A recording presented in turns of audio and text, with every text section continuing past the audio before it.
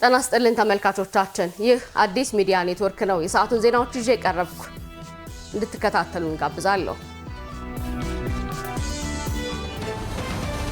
በህዳሴ ላይ አንድም ብር እርዳታ አንድም ብር ብድር ኢትዮጵያ አልወሰደችም። በጀግኖች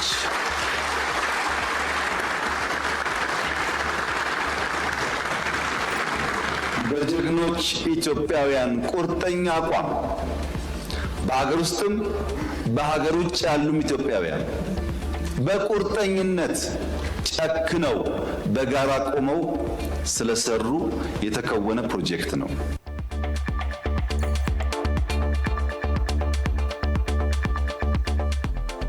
ተመልካቾቻችን ቀደም ሲል የተከታተላችሁ ጠቅላይ ሚኒስትር ዶክተር አብይ አህመድ በሕዝብ ተወካዮች ምክር ቤት ከሰጡት ማብራሪያ ላይ የተወሰደ ነው። አብዛኞቹ ዜናዎቻችን እዚሁ ላይ ነው ትኩረት የሚያደርጉት። ከዚሁ ከፓርላማው ዜና ጋር በተያያዘ ደግሞ ባልደረባችን ካሳሁን አንዱዓለም በኋላ ላይ ተጨማሪ መረጃዎችን የሚያደርሰን ነው የሚሆነው። አብራችሁን እንድትቆዩ ጋብዛለሁ። እኛ ባለፈው አንድ ዓመት ተኩል የነዳጅ ዋጋ የቀየርነው 7 ጊዜ ብቻ። ዜናዎቻችን ይቀጥላሉ። ኢትዮጵያን ማቁሰልና ማፍረስ የሚፈልጉ የውስጥና የውጭ ኃይሎች አይሳካላቸውም ሲሉ ጠቅላይ ሚኒስትር ዶክተር አብይ አህመድ ገለጹ። የሕዝብ ተወካዮች ምክር ቤት በ5ኛ ዓመት የስራ ዘመን 10ኛ መደበኛ ስብሰባው የምክር ቤት አባላቱ ላነሷቸው ጥያቄዎች ሚኒስትሩ ምላሽና ማብራሪያ ሰጥተዋል። ተመልካቾቻችን የዚህ ዜና ዝርዝር እየተዘጋጀ ይገኛል። እንደደረሰኝ ይዤ እመለሳለሁ። እኛ ባለፈው አንድ ዓመት ተኩል የነዳጅ ዋጋ የቀየርነው 7 ጊዜ ብቻ ነው። እየተሸከምን ነው፣ አብዞርብ እያደረግን በየወሩ ሲጨመር ከጨመርን ህዝባችን ይጎዳል በሚል ማለት ነው። በዋጋ ደረጃ ስንመለከት ጅቡቲ ነዳጅ ጅቡቲ ከተማ ውስጥ 269 ብር ነው ህጋዊ ዋጋው። ናይሮቢ 220 ብር ነው ህጋዊ ዋጋው። ካምፓላ 218 ብር ነው ህጋዊ ዋጋው። አዲስ አበባ 129 ብር ነው ህጋዊ ዋጋው። በፈለጋችሁት መመዘኛ ሳናመርት ከውጭ ገዝተን ፖርት ሳይኖረን በየመሃሉ የተቀሸበ በድጎማ ኃይል ግን ከኛ ሰፈር ካሉ እና ፖርት ካላቸው ሀገራት ያነሰ ዋጋ ነው የምናቀርበው። ኢትዮጵያ ያከናወነችው የማክሮ ኢኮኖሚ ማሻሻያ ስኬታማ የኢኮኖሚ እድገት እንድታስመዘግብ ማስቻሉን ጠቅላይ ሚኒስትር ዶክተር አብይ አህመድ ተናገሩ። በቴሌቪዥን ማየነው ተጨማሪውን ይዛለች። ኢትዮጵያ የኢኮኖሚ ሉዓላዊነትን ለማረጋገጥ የሚያስችሉ ስትራቴጂካዊ ፕሮጀክቶችን ነድፋ እየሰራች መሆኑ ይታወቃል። ለኢትዮጵያና ለቀጠናው የተስፋ ብስራት ሆነው የሚቆጠሩ የልማት ስራዎችም በሀገሪቱ በመከናወን ላይ ናቸው። ሀገሪቱ ከዚህ ቀደም የነበረውን የኢኮኖሚ ስብራት ለማከምና በየሴክተሩ ጥራት ያለው ለውጥ ለማምጣት ዓላማ ያደረገ የማክሮ ኢኮኖሚ ማሻሻያ መንግስት የወሰደው አንደኛ እርምጃ መሆኑን ጠቅላይ ሚኒስትር ዶክተር አብይ አህመድ ለሕዝብ ተወካዮች ምክር ቤት በሰጡት ማብራሪያ ተናግረዋል። የማክሮ ኢኮኖሚ የገጠመውን ተግዳሮት፣ የገጠመውን ስንክሳር፣ የገጠመውን ፈተና ደረጃ በደረጃ መቅረፍ ነው አንዱ ዓላማው። ሁለተኛው ግብርና መር የሚባለው የእድገት አቅጣጫ ካለንበት አረንቋ ሊያወጣን ስለማይችል ብዝሃ ዘርፍ እና ብዝሃ ተዋናይ የኢኮኖሚክ አቅጣጫን በመከተል ጥራት ያለው እድገትን ማረጋገጥ ነው።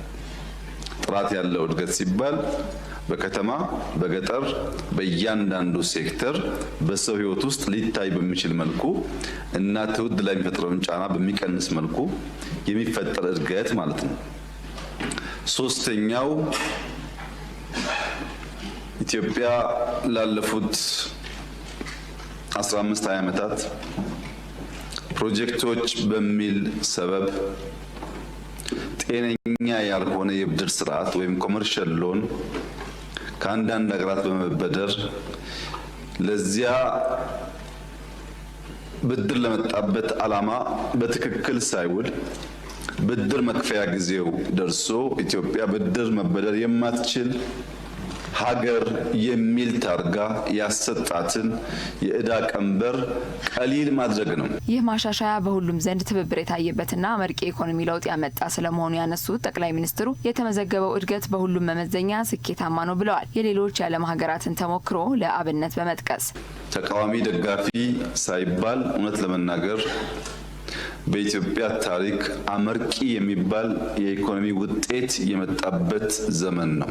የኛን የማክሮ ሪፎርም ለመገምገም የሚያስቡ ሰዎች ዛሬ ባስገኘነው ውጤት ሳይሆን ነገ በምናልመው በምናስበው የኢትዮጵያ የኢኮኖሚክ ደረጃ አንጻርም መገምገም ጠቃሚ ይሆናል።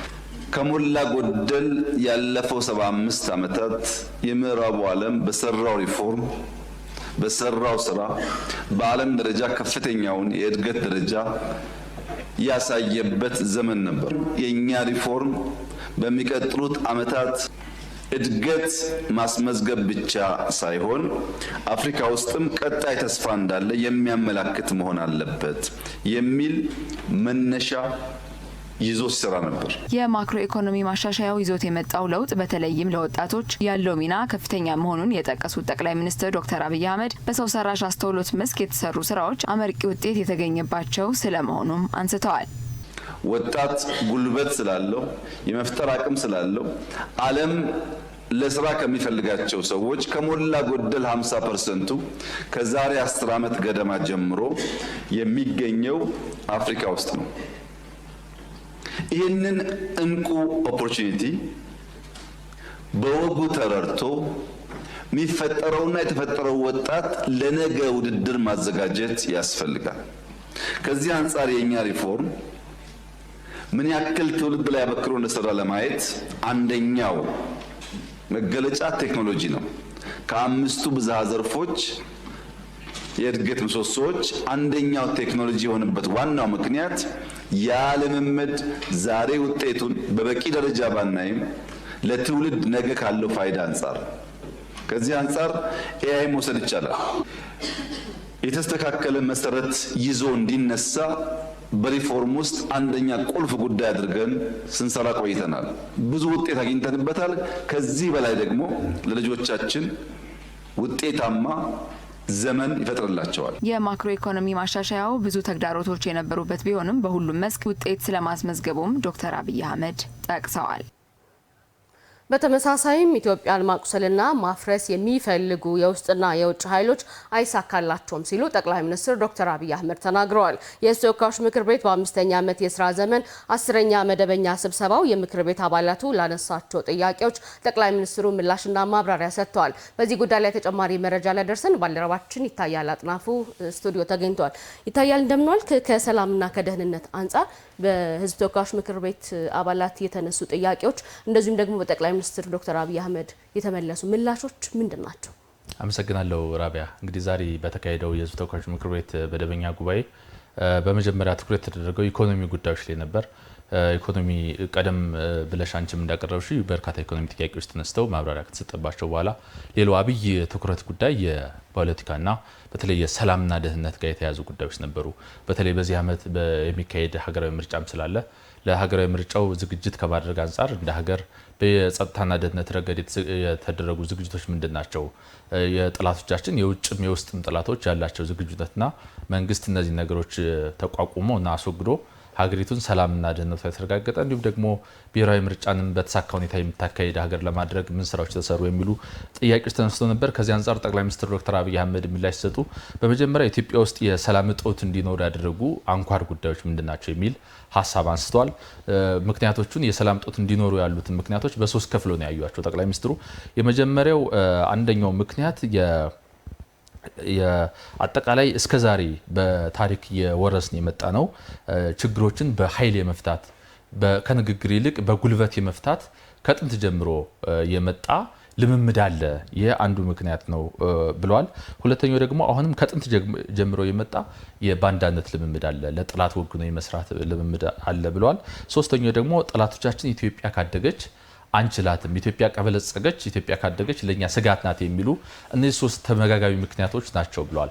እንግዲህ የመጀመሪያው ችግሮችን ከንግግር ይልቅ በኃይል የመፍታት ልምምድ ያለበት ሀገር ከሆነ ከዛ ውስጥ ደግሞ ለጠላት የሚተባበር ኃይል ካለ ጠላት ደግሞ ለነዚህ ኃይሎች ኢንቨስት ማድረግ ገንዘብ ፈንድ የሚያደርግ ከሆነና እነዚህ ኃይሎች ደግሞ ኢትዮጵያ ካደገች ከበለጸገች ለኛ ስጋት ናት የሚሉ ሀገራት እስካሉ ድረስ ኢትዮጵያ ውስጥ እንደዚህ አይነት ነገሮች ኢትዮጵያ ውስጥ ሰላም የመደፍረስና ነገሮችን በኃይል የመፍታት እንቅስቃሴ ይኖረው የሰላም መደፍረስ ይኖረው በእነዚህ ሶስት ምክንያቶች ነው የሚል ሐሳብ አንስተዋል ጠቅላይ ሚኒስትሩ።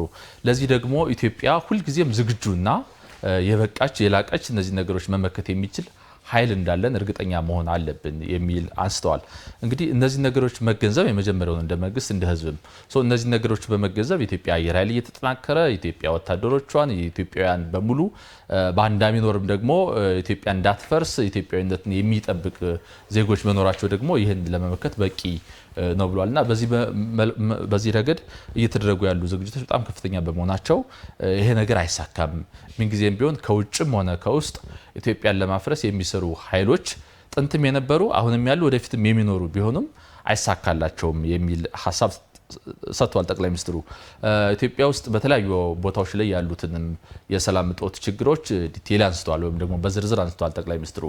ወደ ትግራይ ብንሄድ ለምሳሌ ትግራይን በተመለከተ ከዚህ በፊት በነበረው ነገር ያልተማሩ አንዳንድ ኃይሎች አሁንም አንዳንድ እንቅስቃሴዎች እያደረጉ ሊሆን ይችላል። ነገር ግን የፕሪቶሪያ ስምምነት መንግስት ማሸነፍ እየቻለ አሸንፎ ሳለ ወደ መነጋገርና ወደ ድርድር ወደ ስምምነት ወደ ፕሪቶሪያ ስምምነት የመጣው ለሰላም ቅድሚያ በመስጠት ነው። አሁንም ትግራይ አካባቢ ላለው ነገር ለሰላምና ለንግግር ቅድሚያ ይሰጣል የሚል ሐሳብ አንስተዋል።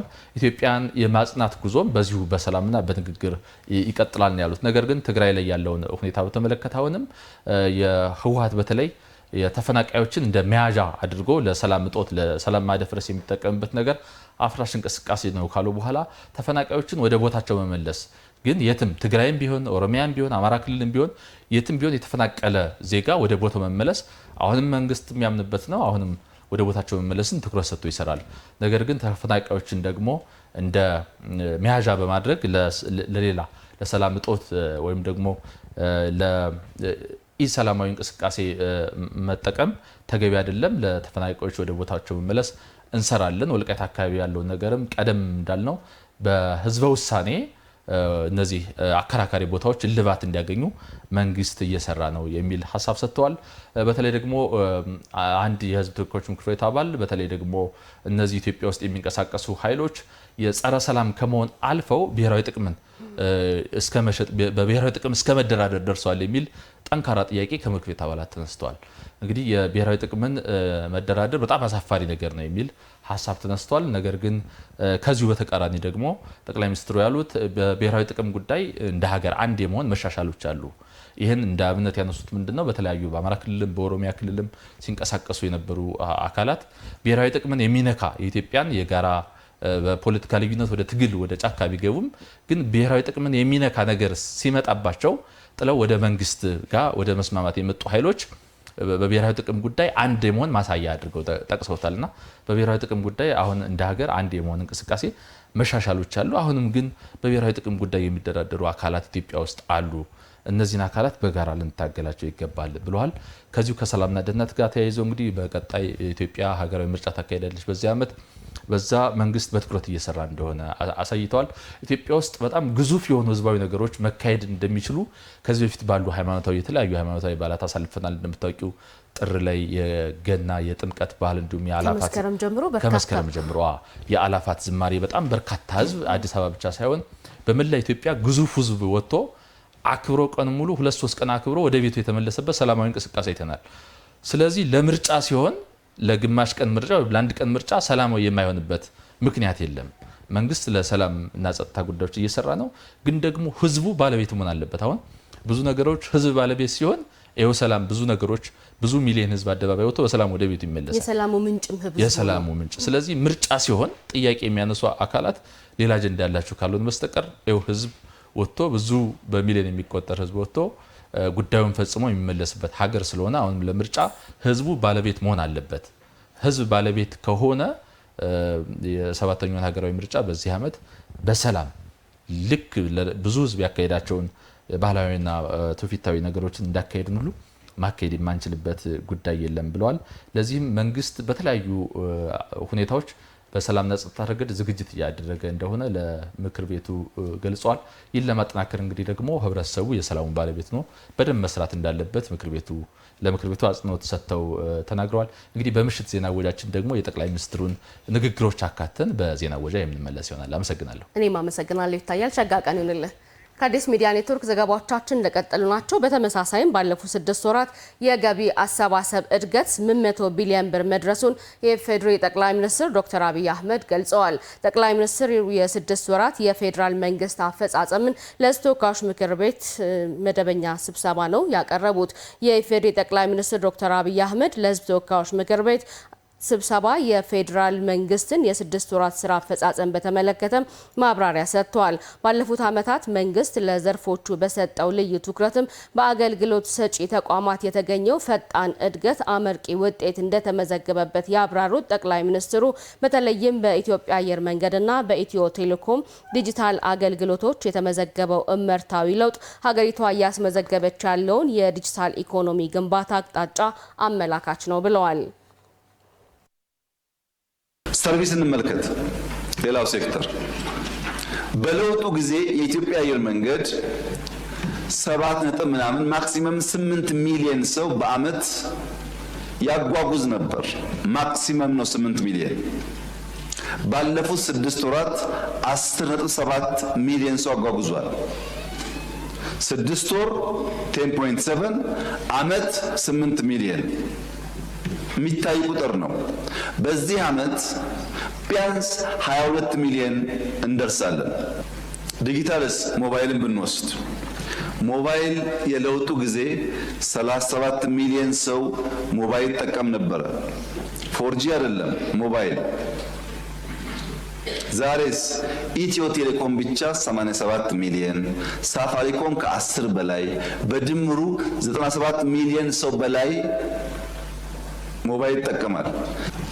ስልክ ብቻ ግን አይደለም። 5G አሁን ኢትዮጵያ ውስጥ 28 ከተሞች 5G ገብቶላቸዋል። 3 ገደማ ኮሚሽን የተደረጉ ነው። በቅርቡ 30 ከተሞች ይደርሳል።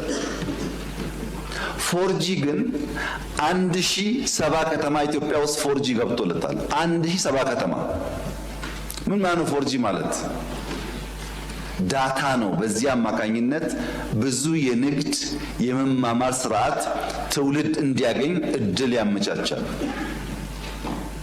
በፋይናንሻል ሴክተር ሞባይል መኒ መቼ የጀመርነው? 3 ዓመታችን።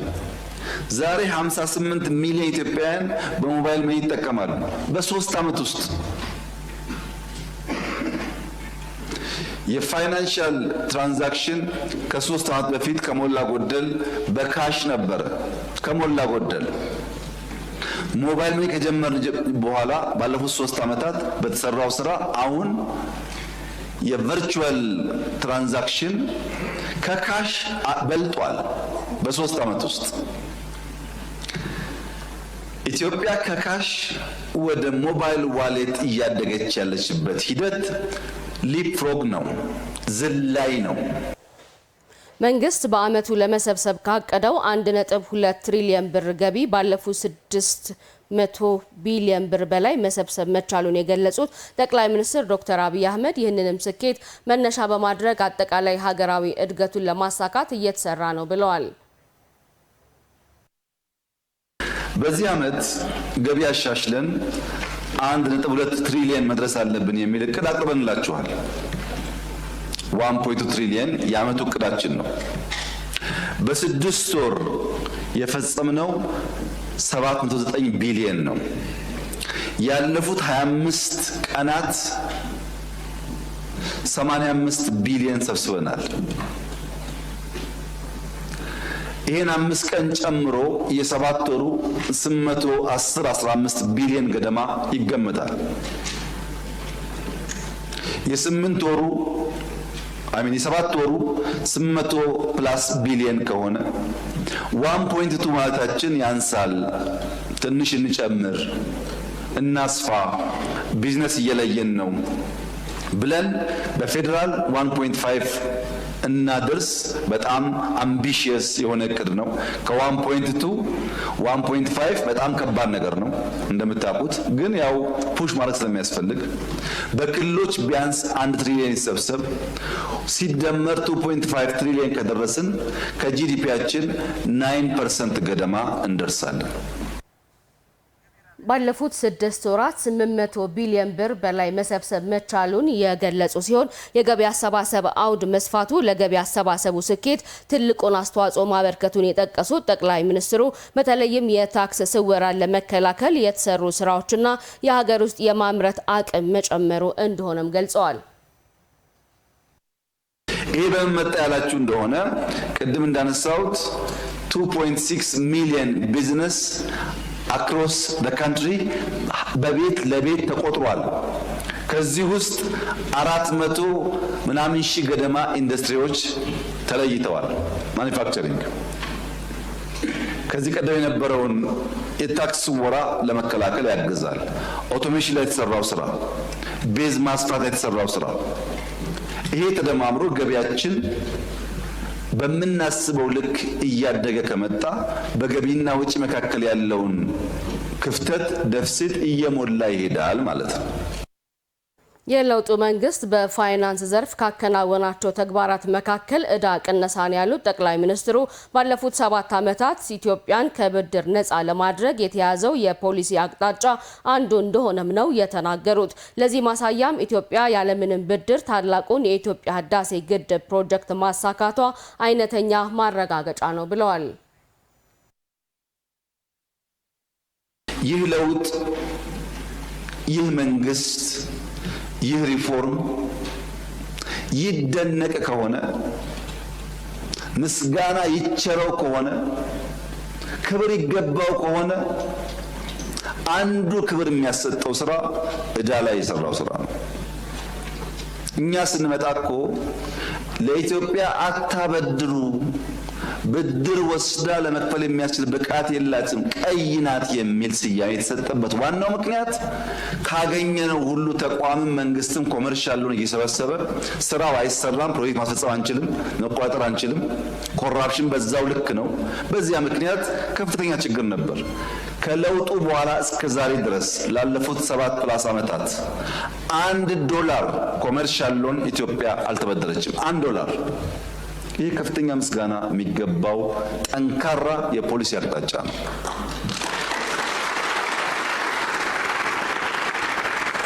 ሁለተኛ፣ ያበደሩን ወዳጆቻችን ምንም እንኳን ብድሩ አራጣ ቢሆንም ተገቢ አይደለምና ወደ ትክክለኛ የብድር ስርዓት መመለስ አለበት ብለን ላለፉት 2-3 ዓመታት ከፍተኛ ትግል ውስጥ የነበር ነው። ኢትዮጵያ ዲፎልት አረገች እስኪባል ማለት ነው። በህዳሴ ላይ አንድም ብር እርዳታ፣ አንድም ብር ብድር ኢትዮጵያ አልወሰደችም። በጀግኖች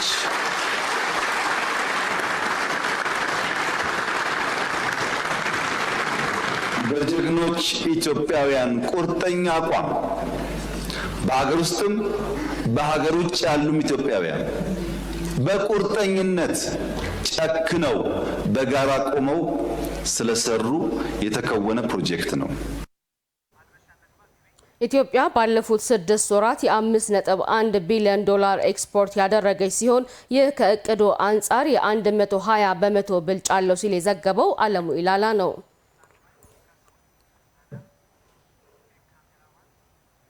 ምክር ቤት ላይ ትኩረት ያደረጉ ዘገባዎቻችን እንደቀጠሉ ናቸው። 7ኛው ሀገር አቀፍ ጠቅላላ ምርጫ ከስካሁኖቹ የተለየና አዲስ የዴሞክራሲ ልምምድ የታየበት ሆኖ እንዲጠናቀቅ መንግስት የቅድመ ዝግጅት ስራዎችን አስቀድሞ ስለማጠናቀቁ ጠቅላይ ሚኒስትር ዶክተር አብይ አህመድ ገልጸዋል። የተፎካካሪ ፓርቲ አባላት በሕዝብ ተወካዮች ምክር ቤት አሁን ካለው የተሻለ መቀመጫ እንዲያገኙ መንግስት በትኩረት እየሰራ ስለመሆኑም ነው ጠቅላይ ሚኒስትሩ የተናገሩት። በዚህ ጉዳይ ላይ ተጨማሪ መረጃ ሊያደርሰን ባልደረባችን ካሳሁን አንዱዓለም በቀጥታ መስመራችን ላይ ይገኛል። ካሳሁን እንደምንዋልክ። ምርጫና ሀገራዊ ምክክሩ ላይ ከምክር ቤት አባላት የተነሱ ጥያቄዎች ምንድናቸው? ጠቅላይ ሚኒስትሩስ የመለሱት ምን ይሆን?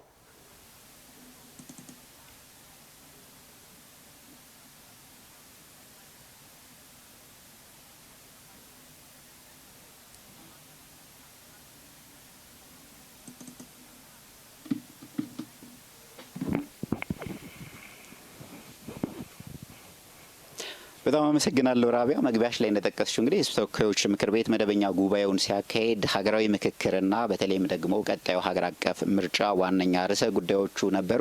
እንደሚታወቀው ኢትዮጵያ በዚህ አመት 2018 ዓመተ ምህረት ሳይጠናቀቅ ሁለት አበይት ክስተቶችን ግዙፍ የሚባሉ አበይት ሁነቶችን ታስተናግዳለች ተብሎ ይጠበቃል።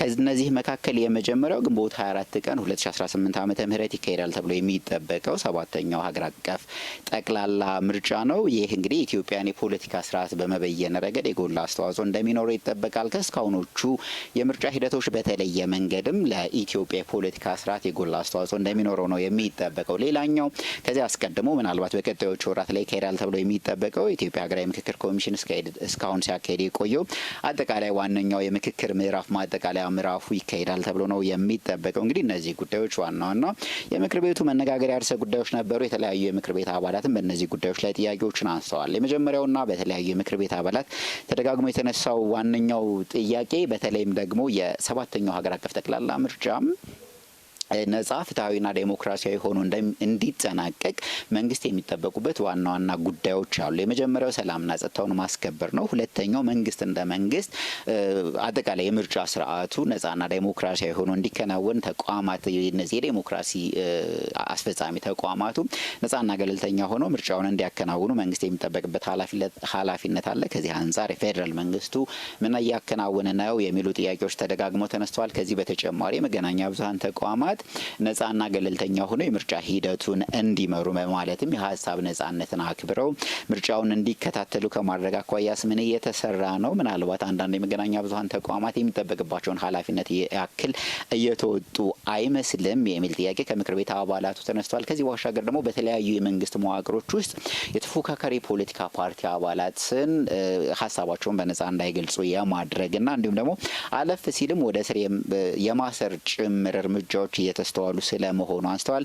ከዚህ አንጻር እነዚህን ለማስተካከል የፌዴራል መንግስቱ ምን ያክል ቁርጠኛና ዝግጁ ነው የሚሉ ሀሳቦችን የምክር ቤት አባላቱ ለጠቅላይ ሚኒስትር አብይ አህመድ አንስተዋል። ጠቅላይ ሚኒስትር አብይ አህመድም በእነዚህ ጉዳዮች ላይ መነሻ አድርገው የፌዴራል መንግስቱን ዝግጁነት እንዲሁም ደግሞ አጠቃላይ የተከናወኑ ያሉ ስራዎችን በተመለከተ ሰፋፊ ማብራሪያዎችን ነው ያነሱት። በተለይም የ2018 ግንቦት 24 ቀን ይካሄዳል ተብሎ የሚጠበቀው ሀገር አቀፍ ጠቅላላ ምርጫ ከእስካሁኖቹ የተለየና አዲስ የዴሞክራሲ ልምምድ የሚታይበት ሆኖ እንዲጠናቀቅ መንግስት አስፈላጊውን ዝግጅት አስቀድሞ ስለማጠናቀቁ አንስተዋል። ለአብነትም በተለይም ደግሞ በምክር ቤት አባላት የህዝብ ተወካዮች ምክር ቤት አባላትን ጨምሮ በክልል የምክር ቤት አባላትና በተለይ በየደረጃው በሚገኙ የምክር ቤት አባላት መካከል የተፎካካሪ ፖለቲካ ፓርቲ አባላት ቁጥር ከፍ ያለ እንዲሆን መንግስት ከፍ ያለ ፍላጎት እንዳለው አንስተዋል። ይህም ነጻና ፍትሐዊ ዴሞክራሲያዊ ምርጫ እንዲከናወን መንግስት ከመቼውም ጊዜ በላይ ቁርጠኛ ሆኖ አስፈላጊ የሚባሉ እነዚህ የዴሞክራሲ ተቋማት የሚባሉትን ለምሳሌ ምርጫ ቦርድን ዋናውን የምርጫ አስፈጻሚን ተቋም ምርጫ ቦርድን ጨምሮ ራሱ የህዝብ ተወካዮች ምክር ቤት የምርጫ ሂደቱን ገለልተኛና ነጻ ሆኖ እንዲከታተል ከማድረግ አንጻር የዴሞክራሲ ተቋማት የሚባሉት የመገናኛ ብዙሃን ተቋማትን ጨምሮ የተለያዩ ተቋማትም እንግዲህ ለምርጫው ማድረግ የሚጠበቅባቸውን በኃላፊነት ኢትዮጵያን በማሰብ ዜጎችን በማሰብ አጠቃላይ ጠንካራ ሀገረ መንግስት በመገንባት ሂደት ውስጥ የሚጠበቅባቸውን ኃላፊነት ብቻ ትኩረት አድርገው ያለምንም አድሎና መሰል ጣልቃ ገብነቶች ኃላፊነታቸውን በአግባቡ እንዲወጡ ተቋማት ነጻና ገለልተኛ ሆነው እንዲያገለግሉ መንግስት የሚጠበቅበትን ኃላፊነት ሁሉ በአግባቡ እየተወጣ ስለመሆኑ አንስተዋል። ጠቅላይ ሚኒስትር አብይ አህመድ ከዚህ እንደ አንድ ማሳያ የተነሳው እንግዲህ የመገናኛ ብዙሃን ተቋማቱ መንግስት ይህን አድርጉ፣ ያን አታድርጉ፣ እንዲህ አድርጉ፣ እንደዛ አታድርጉ የሚል ማንኛውንም አይነት ጣልቃ ገብነት የሚገባባቸው አይደለም። የሚከታተላቸው የሚቆጣጠራቸው የራሳቸው የሆነ የመንግስት ተቋም አለ። እነሱ የአሰራር ነጻነት አላቸው፣ የኤዲቶሪያል አላቸው። በሱ መሰረት ምርጫ ሂደቱን መዘገብ እንደሚጠበቅባቸው ተመላክቷል። ከዚህ በተጨማሪ ደግሞ ቀጣዩ የሀገራዊ ምክክር ሂደትን በተለይ ደግሞ ከምክክሩ በጣም ተጠባቂ ከሚባሉ ጉዳዮች መካከል አንደኛው ምክክር ነው። ይሄኛው የምክክር ከምርጫው ባሻገር ማለት ነው የሀገራዊ ምክክሩ ሂደትም በስኬት እንዲጠናቀቅ መንግስት አስፈላጊውን ድጋፍ እያደረገ ስለመሆኑ ጠቅላይ ሚኒስትር አብይ አህመድ አብራርተዋል። በአጠቃላይ ግን የኢትዮጵያ ዕጣ ፈንታ ይወስናሉ ተብሎ የሚጠበቁ እነዚህ ሁለት ጉዳዮች ሀገራዊ ምክክርና ሀገራዊ ምርጫ ስኬታማ ሆነው እንዲጠናቀቁና ጠንካራ ሀገረ መንግስት በመገንባት ሂደት ውስጥ የበኩላቸውን አስተዋጽኦ እንዲያበረክቱ መንግስት አስፈላጊውን ድጋፍና ክትትል እያደረገ ስለመሆኑ አብራርተዋል። በዚህ ጉዳይ ላይ ሰፊ ማብራሪያ የሰጡት ለአሁኑ ያለኝ መረጃ ይህንን ይመስላል። ራቢያ ካሳሁን ለመረጃ አመሰግናለሁ። ሸጋ ቀን ይሆንልህ።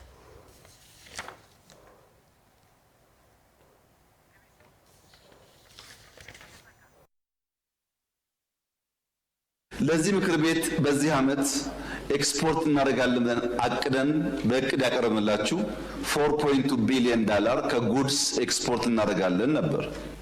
እኛ ወግ ደርሶን ኤክስፖርት እንኳ ከእቅዳችን በላይ $5.1 ቢሊዮን በስድስት ወር ማስገባት መቻላችን ይሄ የማያስደንቀው ኢትዮጵያዊ ስለ ኢኮኖሚ የሚያወራ ሰው ዝም ቢል ይሻለዋል።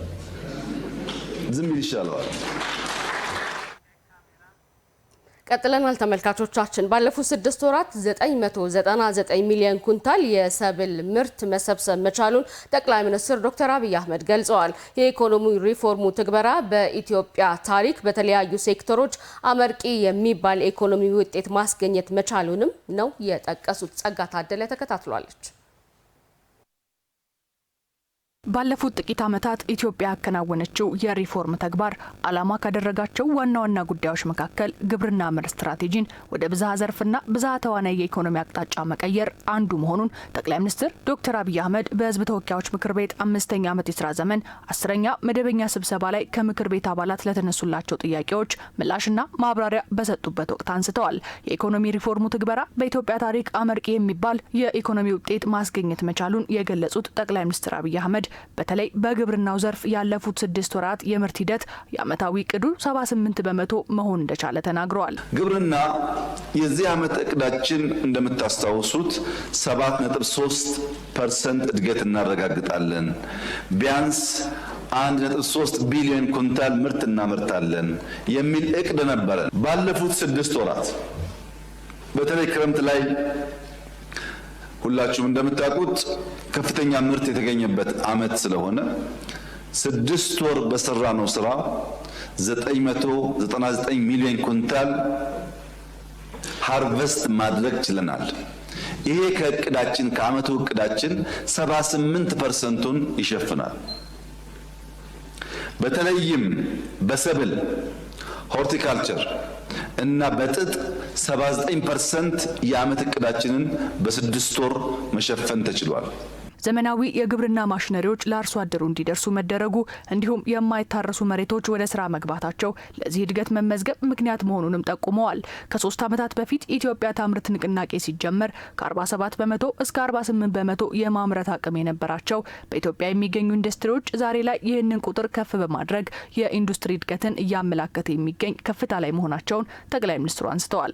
የዛሬ 3 ዓመት ገደማ ኢትዮጵያን ታምርት ንቅናቄ ሲጀመር በኢትዮጵያ ያሉ ኢንዱስትሪዎች 47-48% ብቻ ያመርቱ ነበር።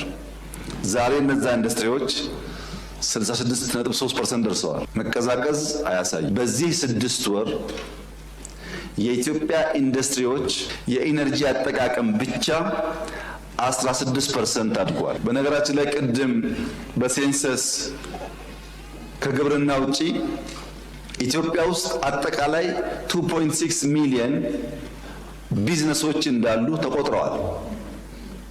ለገቢም ሀብታችን ለማወቅም ስለሚያግዘን ከነዚያ 2.6 ሚሊዮን ቢዝነስ ውስጥ 17%ቱ ወይም 413,000 አምራች ኢንዱስትሪ ነው።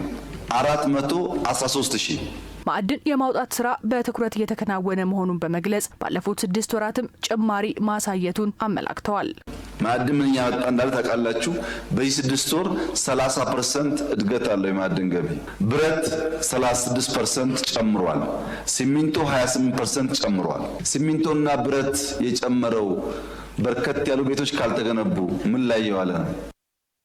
በ6 ወር ውስጥ 2.6 ሚሊዮን ሰው ስራ አግኝቷል።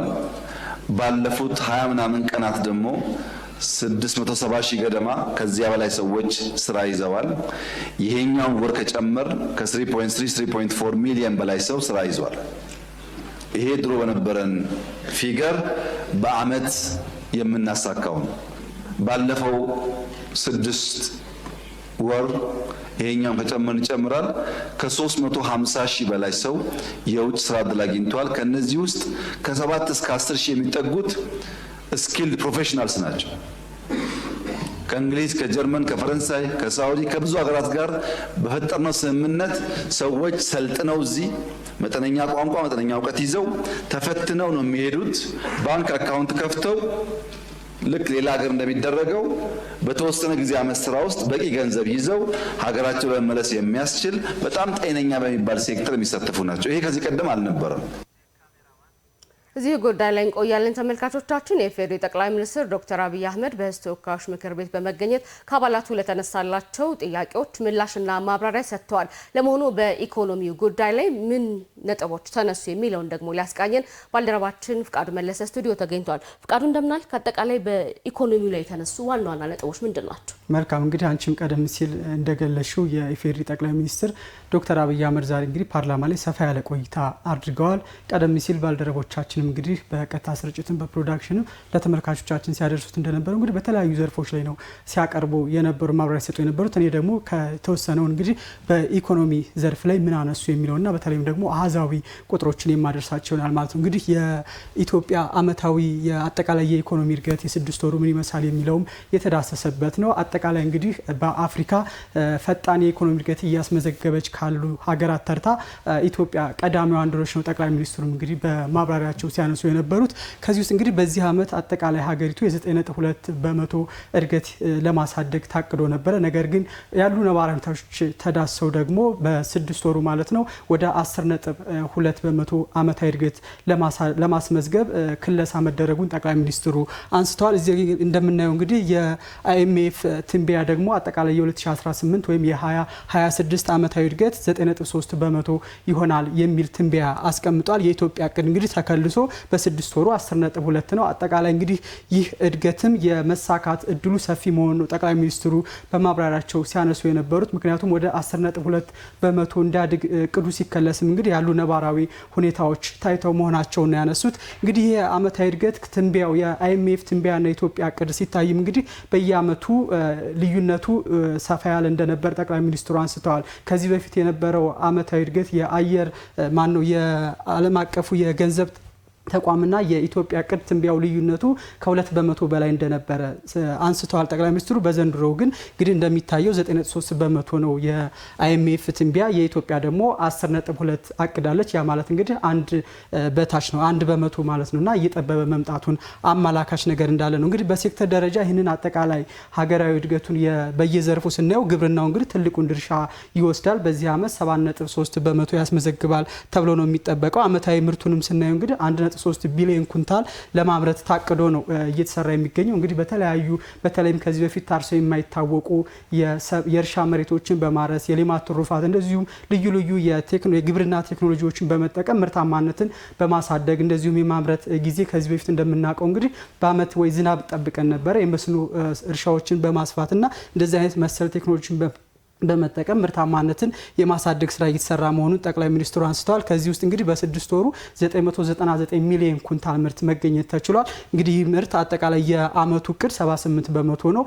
አሁን እንግዲህ የመረሻ የተሰበሰበበት ነው። የበልግ የመስኖ ደግሞ ይጠበቃል። ይህ ሲጨማመር እንግዲህ በአመቱ እድገቱ ከፍ ይላል ተብሎ ነው የሚጠበቀው ማለት ነው። አጠቃላይ እንግዲህ በዘርፉ የግብርናውን ዘርፍ ለማሳደግና አንዱ የብዝሃ ኢኮኖሚ አማራጭ አንዱ በመሆኑ የተለያዩ ድጋፎች ተደርገዋል። አጠቃላይ እንግዲህ በዘንድሮ አመት የፕላንና ልማት ሚኒስቴር ባስጠናው ወይም ባደረገው ዳሰሳ በ80 ሺህ በሚደርሱ አርሶ አደሮች የቤት ለቤት ዳሰሳ እንደሰራ ጠቅላይ ሚኒስትሩ አንስተዋል። በዚህም እንግዲህ የዘመናዊ የሚባሉ የግብርና ማሽነሪዎችን ወይም ግብዓቶችን በመጠቀም ረገድ ከፍ እያለ መምጣቱን አንስተዋል። ለምሳሌ 27 ሺህ ትራክተር አርሶ አደሮች ይጠቀማሉ። 8700 ኮምባይነር እንደዚሁም ደግሞ 280 ሺህ ፓምፖችን እየተጠቀሙ መሆኑን ቁጥሩ ያሳያል ማለት ነው። ጠቅላይ ሚኒስትሩ ያነሱት ይህንን ነው። ይህ ቁጥር እንግዲህ ከአመታት በፊት ሲታይ አንዳንዱ ላይ ዳብል ያደገ እንደዚሁም 3 እና 4 እጥፍ ጭምር ያደገበት መሆኑን አንስተዋል። ይህ ደግሞ የበለጠ ምርታማነትን ለማሳደግ ትልቅ ትኩረት ተሰጥቶት እየተሰራበት መሆኑን ነው ያነሱት። ሌላው እንግዲህ ከዚህ ስናልፍ ኢንዱስትሪው ነው። ኢንዱስትሪውም ትልቅ ሀገራዊ አበርክቶ ለኢኮኖሚው እድገት አበርክቶን እየተወጣ እንደሚገኝ ነው ጠቅላይ ሚኒስትሩ ያነሱት። የማምረት አቅም አሁን ላይ የኢንዱስትሪዎች የማምረት አቅም 66.3 በመቶ ደርሷል። ይህ ከ3 አመት ይህንን አሃዝ ስናየው 47 በመቶ ነበረ። እንደ ኢትዮጵያ ታምርት የመሳሰሉ ንቅናቄዎችና አጠቃላይ በዘርፉ እየተደረገ ያለው ድጋፍ ደግሞ ምርታማነትን ማሳደጉን ነው ጠቅላይ ሚኒስትሩ በማብራሪያቸው ያነሱት። አጠቃላይ እንግዲህ በሀገር ውስጥ ወደ 6.2 ሚሊዮን የሚደርሱ ነጋዴዎች ወይም የቢዝነስ ሰዎች እንዳሉ ጠቅላይ ሚኒስትሩ አንስተዋል። ይህም ዘንድሮ በተደረገው የኢኮኖሚ ቆጠራ ነው ማለት ነው። ከዚህ ውስጥ 413 ሺህ የኢንዱስትሪው ዘርፍ አምራቾች ናቸው ማለት ነው። እነዚህ አምራቾች ደግሞ በተለይም ሀገር በከፍተኛ የውጭ ምንዛሬ የምታወጣባቸው ምርቶች በመተካት በኩል ትልቅ ሚና መወጣታቸው ተነስቷል። ከዚህ ውስጥ እንግዲህ 3.4 ቢሊዮን ዶላር የሚደርስ ተኪ ምርት ማምረት መቻላቸው ነው የተነሳው። ይህ እንግዲህ ኢንዱስትሪዎች በስፋት እያደጉ ነው። ማዕድን እንደዚሁም ሌሎች ቱሪዝም ዘርፉም ከፍተኛ ሀገራዊ አበርክቶ እየተወጣ መሆኑን ነው ጠቅላይ ሚኒስትሩ ያነሱት። ለአሁኑ ያለ መረጃ ይህን ይመስላል። ራቢያ ፍቃዱ ለመረጃ አመሰግናለሁ። ሸጋ ቀን ይሁንልህ።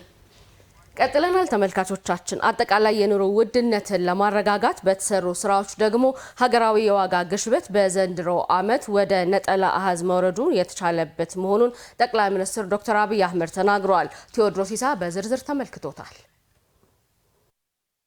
የሕዝብ ተወካዮች ምክር ቤት ባካሄደው መደበኛ ስብሰባው የምክር ቤት አባላት ካነሳቸው ጥያቄዎች መካከል የኑሮ ውድነትን የተመለከቱ ጉዳዮች ይገኙበታል። መንግስት የኑሮ ውድነቱን ለማረጋጋት እየወሰዳቸው ያሉ እርምጃዎችና የዋጋ ንረትን ለመከላከል የተወሰዱ መፍትሄዎች በምክር ቤቱ ትኩረት አግኝተዋል። የነዳጅ ዋጋ ጭማሪን በተመለከተ ከምክር ቤት አባላት ለተነሳው ጥያቄም ጠቅላይ ሚኒስትር ዶክተር አብይ አህመድ ምላሽ ሰጥተዋል። ነዳጅ ላይ በየወሩ የዋጋ ጭማሪ የሚደረግበት ዋነኛ ምክንያት ምንድን ነው? ማብራሪያ የሚሰጥበት። እኛ ባለፈው 1 ዓመት ተኩል የነዳጅ ዋጋ የቀየርነው 7 ጊዜ ብቻ እየተሸከም ነው። አብዞርብ እያደረግን በየወሩ ሲጨመር ከጨመርን ህዝባችን ይጎዳል በሚል ማለት ነው። በዋጋ ደረጃ ስንመለከት ጅቡቲ ነዳጅ ጅቡቲ ከተማ ውስጥ 269 ብር ነው ህጋዊ ዋጋው። ናይሮቢ 220 ብር ነው ህጋዊ ዋጋው። ካምፓላ 218 ብር ነው ህጋዊ ዋጋው። አዲስ አበባ 129 ብር ነው ህጋዊ ዋጋው። በፈለጋችሁት መመዘኛ ሳናመርት ከውጭ ገዝተን ፖርት ሳይኖረን በየመሃሉ የተቀሸበ በድጎማ ኃይል ግን ከኛ ሰፈር ካሉ እና ፖርት ካላቸው ሀገራት ያነሰ ዋጋ ነው የምናቀርበው። የኑሮ ውድነቱ ዝቅተኛ ገቢ ያላቸው የህብረተሰብ ክፍሎች ላይ ኢኮኖሚ ጫና እንዳያሳድር እየተሰሩ ያሉ ስራዎችና ችግሩን በዘላቂነት ለመፍታት እየተወሰዱ ያሉ እርምጃዎችን የተመለከተ ጉዳይ ደግሞ ሌላኛው የምክር ቤት አባል ጥያቄ ነው። የኑሮ ውድነቱ በተለይም ቋሚና ዝቅተኛ ገቢ ያላቸውን ዜጎች አሁንም እየጎዳ ይገኛል። የኑሮ ውድነትን ለማቃለል እየተሰሩ ያሉ ስራዎችና የቀጣይ መፍትሄ አቅጣጫዎች ላይ ተጨማሪ ማብራሪያ ቢሰጡበት። ጠቅላይ ሚኒስትር ዶክተር አብይ አህመድ በዚሁ ጉዳይ በሰጡ ሰፋ ያለ ማብራሪያም መንግስት የኑሮ ውድነቱን ለመከላከል ፍላጎትና አቅርቦትን የማቀራረብ ስራ እየሰራ ነው ብለዋል። የዋጋ ግሽበት ኢትዮጵያ ውስጥ የሚያባብሰው የፍላጎትና አቅርቦት መራራቅ ነው። መለያየት አለ፣ መራራቅ።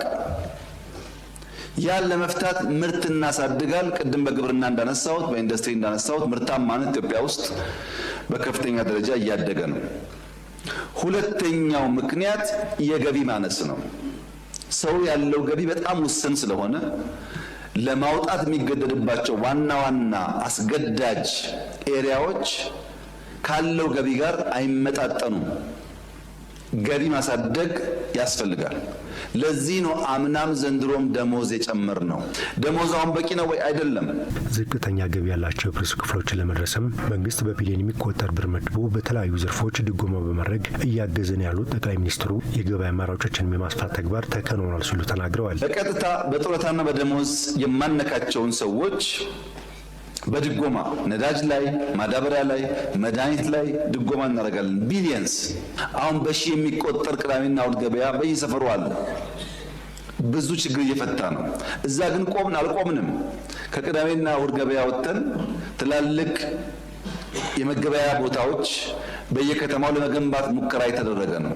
ሰዎች ሄደው የአርሶ አደሩን ምርት በቀላሉ የሚያገኙባቸውን ከባቢዎች። ከዚያ በተጨማሪ የዛሬ 6 ወር የጀመርነው ዘመን ገበያ የሚባለው በቴሌኮም የተሰራው ቨርቹዋሊ የሚያገበያየው የገበያ ስርዓት ዛሬ በ6 ወር ጊዜ ውስጥ 464 ነጋዴዎች ይሳተፉበታል። ምን ማለት ነው? 464 ሱቆች አሉት ማለት ነው። ቨርቹዋሊ የቀረበው ኮሞዲቲስ ከ18000 በላይ የሚሸጡ ጉዳዮች ኦንላይን አሉ። ሌላው ትምህርት ቤትና ምገባ ነው። ያገኘነው ውጤት በጣም ኢምፕሬሲቭ ነው። የሚቀረን ስራ ግን በጣም ብዙ ነው። ኢትዮጵያ የውሃና የመብራት ላይ ከፍተኛ ድጎማ እንደምታደርግ የገለጹት ጠቅላይ ሚኒስትሩ ዋጋውም ከአፍሪካ ሀገራት በእጅጉ ያነሰ መሆኑን ተናግረዋል። ኢትዮጵያ ውስጥ ያለው የመብራት ቢል ከመላ አፍሪካ ዘ ቺፐስት የሚባል የመብራት ቢል ያለው ኢትዮጵያ ውስጥ ነው። ዘ ቺፐስት ከመላ አፍሪካ ኢትዮጵያ ውስጥ በኪሎዋት አወር 0.05 ሴንትስ ይከፈላል። ሩቅ ሳንሄድ እዚህ ኬንያ ብንሄድ 0.19 ሳንቲም በኪሎዋት አወር ይከፍላሉ።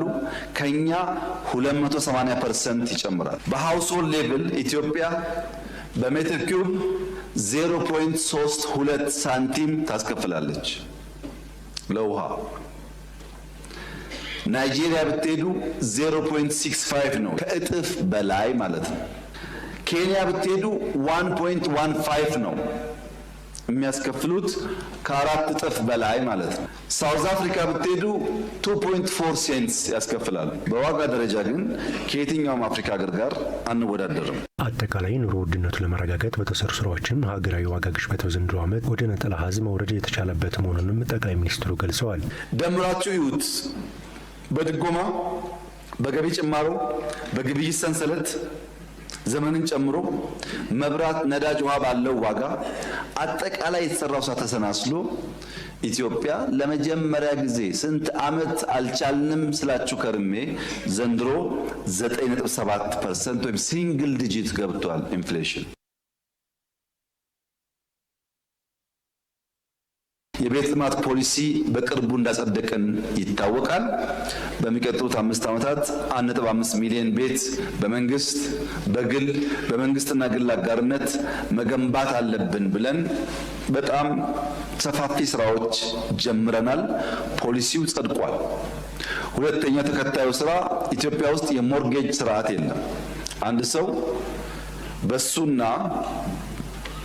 በሪል ስቴት ቢልደሩ መካከል ባንክ ዋስ ሆኖ ሰውየው ከባንክ ጋር ቢልደሩ ከባንክ ጋር የሚዋዋሉበትና ቢልደሩም ሳይጎዳ ገዢውም ለባንክ በየወሩ ከሚያገኘው እየከፈለ የቤት ባለቤት የሚሆንበት ስርዓት ወይም ሞርጌጅ ኢትዮጵያ ውስጥ አልነበረም። እሱን ለመፍጠር የባንክ ዝግጅት እያደረግን ነው። ፖሊሲ እያዘጋጀን ነው። ያ ጊዜው ሲደርስ ስንጨርስ የምናሳውቅ ይሆናል። የምክር ቤት ውሎ ላይ ትኩረት ያደረጉ ዘገባዎቻችን እንደቀጠሉ ናቸው። ተመልካቾቻችን አጠቃላይ በዲፕሎማሲው መስክ የተሰሩ ስራዎችን በተመለከተ ከምክር ቤት አባላት ለተነሱ ጥያቄዎች ጠቅላይ ሚኒስትር ዶክተር አብይ አህመድ ምላሽና ማብራሪያ ሰጥተዋል። አጠቃላይ ያለውን ሂደት ደግሞ በተጨማሪ መረጃ ሊያደርሰን ባልደረባችን አሰግድ ኪዳነ ማርያም ስቱዲዮ ተገኝቷል። አሰግድ እንደምን ዋልክ? እንዴት ዋልሽ? ደህና። አጠቃላይ የተነሳው በተለይ በዲፕሎማሲ መስክ ከባህር በር ጋር ተያይዞ ለጠቅላይ ሚኒስትሩ የቀረቡት ጥያቄዎች ምንድን ናቸው? የተሰጡ ምላሾችስ? እሺ በጣም ጥሩ። እንግዲህ 10ኛው መደበኛ የህዝብ ተወካዮች ምክር ቤት እንግዲህ በርካታ ጉዳዮችን ዳስሷል። በተለይ ደግሞ ኢኮኖሚያዊ፣ ፖለቲካዊና ዲፕሎማሲያዊ እንዲሁም ጸጥታ ጉዳዮችን ሲዳስስ ቆይቷል። በዲፕሎማሲ ረገድም እንግዲህ ጥያቄዎች ተነስቶ ምላሾች ተሰጥተውበታል ማለት ነው።